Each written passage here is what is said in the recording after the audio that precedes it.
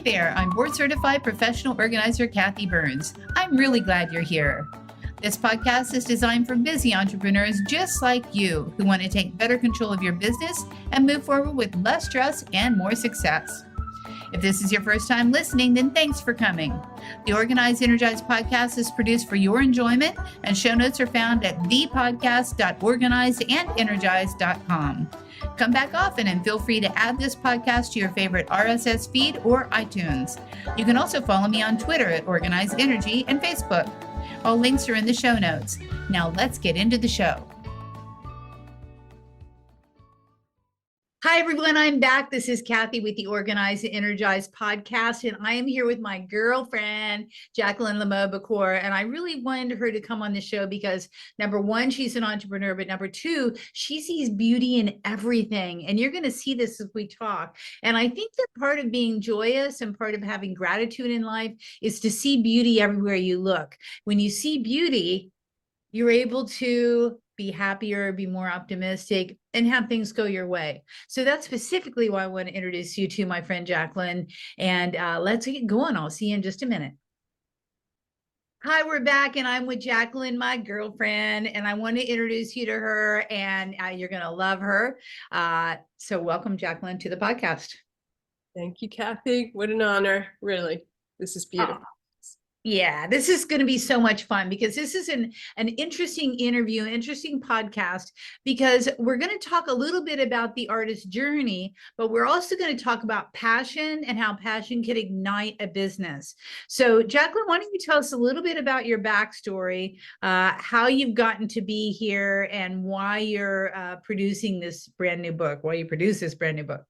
Well, so I started out as a stylist, working for Vogue and Vanity Fair magazine, a fine art background. And through that introduction to such extraordinary people, Irving Penn, Richard Avedon, the masters of just creating beauty on this extraordinary level, I observed and learned and was just so deeply inspired by everything that I could create.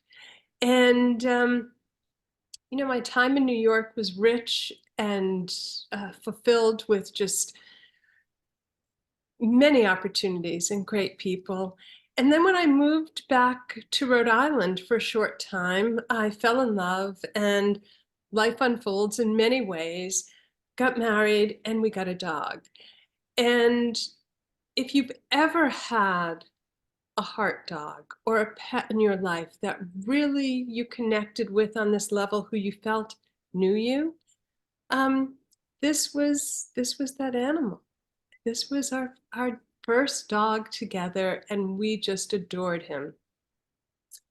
And we are both artists, and we were fixing up an old house in Massachusetts, an old salt marsh farm that went on forever and ever.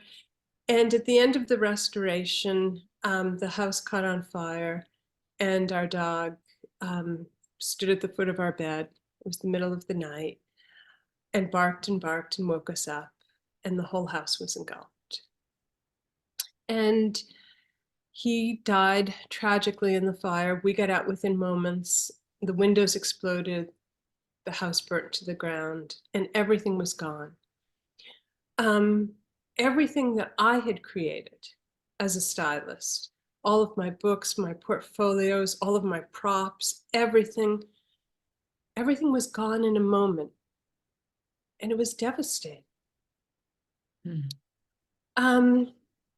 it's been 25 years. So there's been a passage of time. We went on to have twins afterwards. Our daughter was a baby during the fire. We all survived. But you see life differently. You're transformed.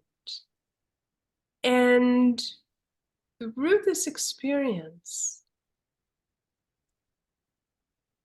I've really been thinking a lot about my life and about why I'm here and my purpose. And I've always been a small business owner. I've supported myself through styling and working for major brands. But this was different. There was something in me that was speaking to me for a long time that just needed to be said in my words. Yeah, and I want to interject there because for those listening, I know that you have something that's pulling at your heartstrings like Jacqueline. I know that there's something that's calling you to be bigger, to do something different, to expand, right? I know we all have that. So I hope if you listen to this story that you're going to be inspired to take some type of even a small, teeny little action to start listening to that and possibly even taking action. But continue on, Jacqueline, because this is a great story. Um, so there was this desire in me to create something that felt worthy of the love of a dog, Mm. of an experience that when you have that connection and you're transformed by it, um, you want the whole experience, the whole life story of an animal to feel worthy. And I wanted to use my talents for something that really mattered. Mm. So we had moved from Massachusetts to California because of work, and we're in such a lovely place, and it's so beautiful. But I was homesick. I was missing my roots, Mm. my community that held us during the fire. I mean, we had nothing. You know, neighbors came with clothing. We experienced the kindness of strangers. It was really transformative. And I missed those connections that I had with so many people. And the land, when you have a relationship with the land and where you've lived, we ended up building back on the land where the fire was. You miss the trees, the seasons, all of those things. And so while I was here, I just started really thinking about beauty, the beauty that I see, that I'm able to see because I'm here and because of a dog that saved our life. Not just a dog, but our dog, a dog that we adored. Our son is named after him. I mean, we went to great lengths to honor him the way we felt worthy. But I wanted to create something that someone could hold in their hands that I would give as a gift when there was a transition that happened. I wanted to use my talents to be able to help someone else in the grieving process and to see beauty in and remember their beautiful pet, their beloved pet, in a way that celebrates it, that lifts them up, where they feel a little bit of joy in the sadness, you know, that the remembrances of beauty. Yeah, and I think it's so important because, when people lose a beloved pet, family member, they are family members for us. We don't really ever know what to do, what to say, what to give them, how to be. It's like, oh, it's kind of a very private grief that I felt that I can't really enter into with somebody else. And I think that this book that you've created, which we'll talk about here in a jiffy, is something that is poignant and personal and beautiful and an easy way to show someone that you really love them and that your heart's with them as they go through their grieving process. So let's continue forward with this. I think it's an exceptional gift. Keep going. Thank you. Thank you. So one thing that sort of prompted this was we didn't get to see our dog grow old, you know, and it's a real honor to have an older dog because by the time you are at that point where that dog is old and a little slow and you're hand feeding them your food, giving them their medicines and all the things that we do out of love, you have a connection that's so deep and you've been through so much together, right? They're a mirror for your life. You feel like, wow, they've been through thick and thin. They're by your side. They're your confidant. Um, and it's such a loss when they're gone. It's such a loss. I mean, for us to lose our home, all of our belongings, and our dog, oh, it was devastating, Yeah. devastating.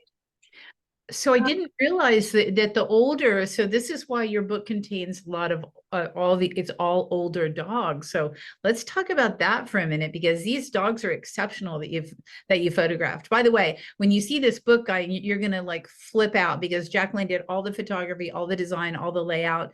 She captured these dogs in their pure essence. You'll absolutely love these photos, which I'll show you. If you're walking and you're listening to this podcast, you're gonna have to come back to your computer and watch this episode, because I'm going to show you some images of the books. So let's continue on about the older dogs, those gentlemen and what do you call an older woman dog? I don't know. The gentleman dogs. Thank you. Yes. So most of the dogs are senior dogs. They're all soulful. They all have a story, like all of us do. And I photographed these dogs during COVID. So it was a time of transition here. And it was people that I saw in my community here that I knew. One dog was blind and deaf, and her tail was wagging the whole time. She wouldn't look at the camera. I made her a little daisy crown and just said, "Okay, you are just glorious, my friend." One beautiful dog, her owner had passed away, who was 101 just recently. And the woman who they co-owned, the woman was taking care of her mother. And she said to me, "Oh, I don't think you'll be able to take her photo. She's very shy." And I said, "Let me try." And it's one of my favorite photos. And then there's a whole page of forget-me-nots, all tiny little moments all over the page to honor her loss of what she's feeling, because also we don't see when our pets grieve, and they also experience loss when they lose a beloved friend. It's profound, truly, this connection. And there is a dog that was transformed into a sunflower because there was a time in their life where they were made to look like a zebra. And yeah. Look at that, you guys. So that dog had a new life with a new owner and was loved beyond, beyond, beyond. There's a dog that only had 3 legs, and she had a scar. She has a scar around her body where she was caught in a chain, and they call her Pearl, as a string of pearls. And so I wanted to just focus on everyone's beauty, their soul, their spirit, and to honor that in a way that felt timeless and classic. And that's why the photos are black and white. So all of the dogs, many of them have passed. There's some that are still alive. And a few were at different stages of their lives, only a few, but it was because they were so soulful. They had been adopted, and they saved their family, right? In a way, through love. Because when we find a dog that we connect with, they change our lives too. Yeah. And I wanted the dogs to be classic, forever dogs. Yeah. And not to be too specific. Well, like this guy right here. All right, this guy cracked up. I love him. So I love the way that you put the poetry on the side. So I don't know if you know this on your head, if you could read it to us, or Sure. Yeah. we can read it. A chewed slipper, your most comfortable shoe, always only one of a pair, always your favorite. I'm sorry, the smell of you was too great. I thought that was how to tell you I love you. And then we have the bottom of the page, chewed, right? Yeah. In this book is just exceptional as far as all, every single thing that you've done in it. And then let's talk about this part. So this, and there's a little bookmark. So when you give this book to the people who have loved their dog and lost their dog, or maybe just or totally love their dog people, perfect book for people who are just dog people in general.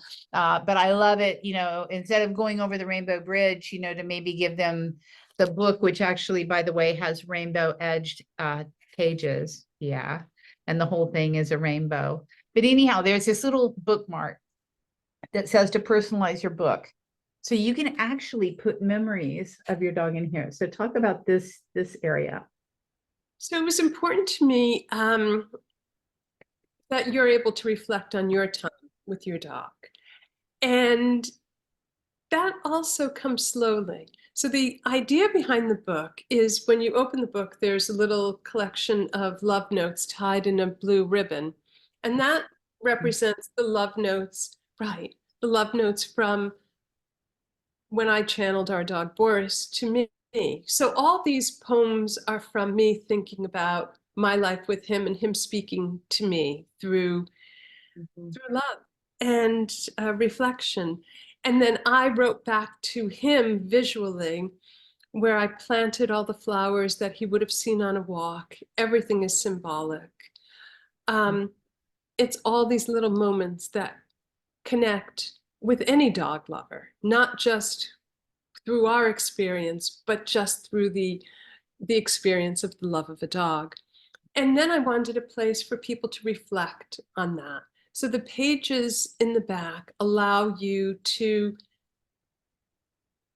just have some memories that were special. And at the beginning of the book, there's also an opportunity to write your dog's name on the best dog page with a little collection of forget-me-nots underneath. And you can put your own dog's photo, print out a photo, put it on the left-hand side. I wanted it to be a personal book and easy to personalize. And I also wanted the quality to be just meticulous. Yeah, which you are, and it is. It truly, truly is. Just the words that you put, like for those, introduce you to Boris, the dog that inspired the whole book. And on this side, it says, what's it say? You thought I was sleeping, but I was watching over you. Yeah. And so every bit of this book has symbolism and meaning. And Boris was meant to be our dog. There's no coincidences in life. I believe I am realizing my purpose by using my talents to create something to honor him and offer something of beauty and comfort to someone in need. And to bring together community around this too is also important, because the number of people, when I do book talks or I do a little community event, I'm very involved in the community and fundraising. The number of people who come and tell me about their dogs and their experiences, it's extraordinary. The love that people have for their dogs, and everyone's dog is their best dog, right? That's the other thing. When you have a connection, or a cat, a pet, right? When the connection is deep, Yeah. it is absolute pure love.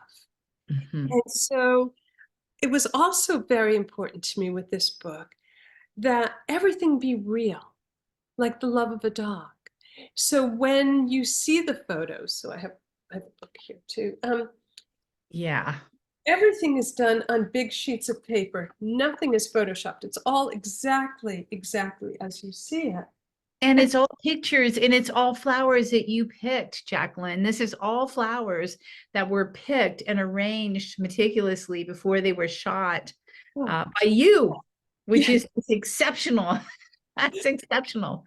I grew these flowers so that I could photograph them so that they were picked, that they weren't just from a store where they've all been cleaned off. It's the imperfections and things that make things so beautiful. No dog is perfect. No human is perfect, right? Their hair sticks to us. They slobber. They chew up our shoes. It's everything. And that's how we grow together. That's how we love each other. We forgive each other. We keep coming back to that love and hold each other. And it's a journey and a celebration. Yeah. And it was so important to me that this feel real, that you could feel, that you could touch it, and that it felt honest. So it was big sheets of paper, all done as you see it. You could pick that up right now. That's it. It was within seconds of working in natural light, capturing it at that moment. Yeah. And the way that things come off the page, I just love the way that you have things come off the page. And, I love this dog. I mean, it's just, everything is it's just so beautiful. That's all I have to say. So, I highly recommend that you folks pick this up. Anybody who is a dog lover will absolutely be enamored by this book. And I don't really go on this podcast to sell stuff, but this one I think is a must for everyone. So we're going to drop the link in below and check it out. Like, just go online and see all the pages inside, because I've showed you a few and you can't really see one when it's on a podcast. But is there any final thing that you'd like to say about the book? Wow. Anything else that I should have asked you that we didn't talk about? Well, I don't think there are any coincidences in life. And Boris was meant to be our dog. And if we have a moment to hear how Boris came to be, is really how this book came to be. Okay, yes, I want to hear that backstory. Let's Okay. talk. I was going to ask you it about 5 minutes ago. How do you find Boris? How did Boris find you, actually?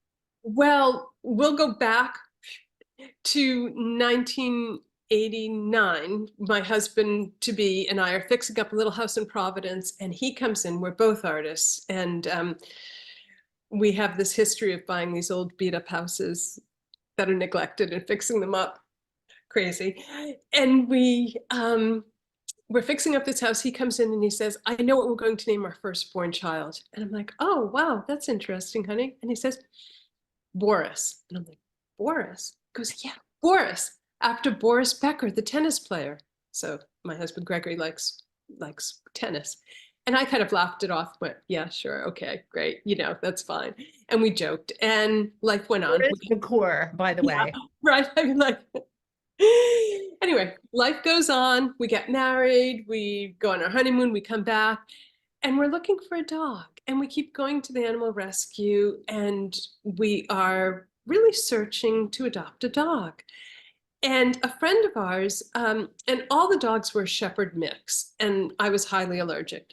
So a friend of mine, while I was working in photography, said to me one day, I met this dog and I thought of you. And she said it was a Vizsla. And I thought, never heard of that before. And a couple of weeks later, we're reading the help wanted pages and yard sales and all the things that you do back then when you used to, look for whatever, used furniture, something like that. And it was Vizsla puppies. There was an ad for it. And you never saw something like that. So we called and the woman said, well, yes, I have dogs, but they're show dogs. And we said, no, we're just looking for a pet. And she said, well, there's one that's pet quality, but only if you're serious can you come to see it. And so we said, yeah, we're serious. So we drive down to Portsmouth, Rhode Island, and we go to her house, and she's an artist as well. And she turns out to be just a wonderful woman. And she has this beanbag filled with all these puppies. And of course you walk in and you're like, okay, I'll take one. Yes. And she says, no, remember I told you I have one. I put him aside. Let me go get the one that's pet quality. So she goes in the back, she comes out, and she's holding this chubby little puppy. She said, this is Boris. Like, he's meant to be our dog. What are the chances of Boris? I mean, it was just extraordinary. Yeah, I like the way that she said pet quality, as it, not show quality, but that was a very good spin on that.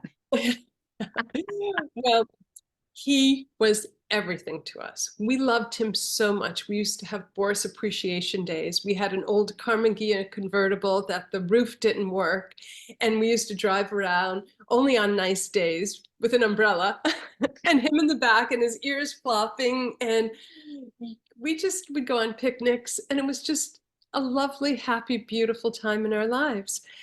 And then this woman who we got Boris from called us back and said, after a year, I want to make sure he's doing well. So we went back and met all his siblings, and she was very serious about the well-being of a dog. And we were too. And we got to meet Boris's grandmother, and we just had a lovely time. And then shortly after, we had a baby, a little girl, and we moved to Massachusetts. And that's when we were fixing up the old house. Okay. And when that had happened, and after the fire, we called this woman, her name was Miriam Spotswood, and we told her that Boris saved our life in a fire, and our house burnt down and he died. And she said, oh my goodness, my home burnt down and Boris's grandmother died in the fire. Wow. So Wow. I started to see everything in my life differently, everything connected to everything else. And so, for example, the butterfly wings on the front of the book. So when I was a little girl, my father brought me a butterfly that had died on the windshield of his car when he was at work one day. And it was the most beautiful thing I had ever seen. And I brought it to show and tell. It was kindergarten. I was 5 years old. And butterflies have always been symbolic to me. And when I went to, after the fire, we had a little house, and I was walking on the beach one day, and there had been a storm, and there was a lightning storm. And on the edge of the water were 7 monarch butterflies that had died. And I picked them up and I put them into my t-shirt. I brought them home and brushed them off with a paintbrush, and I saved them. And when my father passed away, I put one of the monarch butterflies in his coffin. And it just has always been important to me, wings and flight and spirit. And so it just felt like this was the right thing for Boris, to have that spirit of beauty and flying and freedom, and all the flowers are connected somehow to a butterfly or to walks that we would have seen together. And so within the story are all the stories of love, all these little moments, one after another, of symbolism and meaning and honoring in a way that I could. So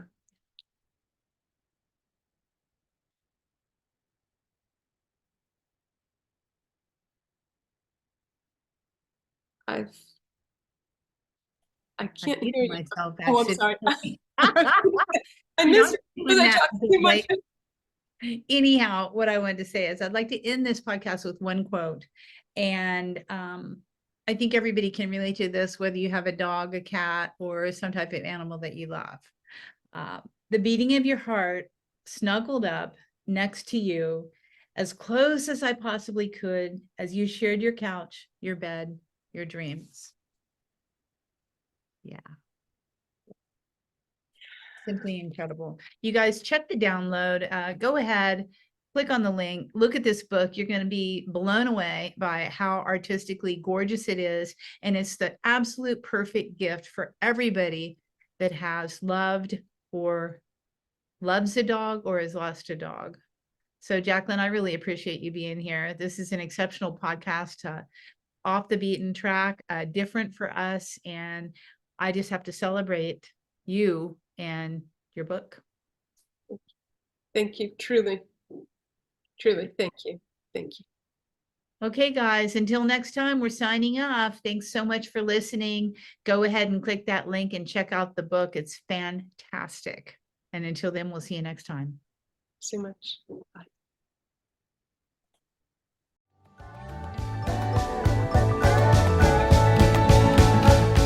Hey, thanks for listening to this podcast. I hope you enjoyed this episode, and if you want to hear more, feel free to subscribe on the platform of your choice.